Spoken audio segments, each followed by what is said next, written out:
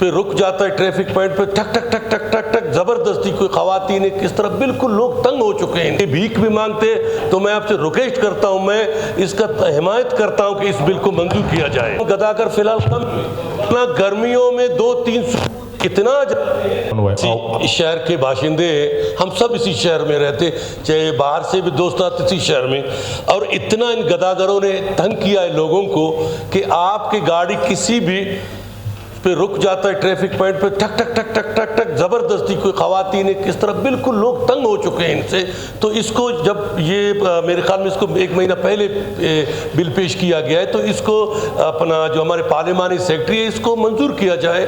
सब दोस्तों से गुजारिश, कमेटी में जाएगा फिर लंबा होगा। अभी सर्दियों का मौका है, कम से कम गदाकर फिलहाल कम गर्मियों में 2-3 कितना कि मैं समझता हूँ ये चोरियां भी करते, भीख भी मांगते। तो मैं आपसे रिक्वेस्ट करता हूं, मैं इसका हिमायत करता हूं कि इस बिल को मंजूर किया जाए और ऐवान की राय लिया जाए, जो अक्सरियत राय है उसको काबिल हो किया जाए।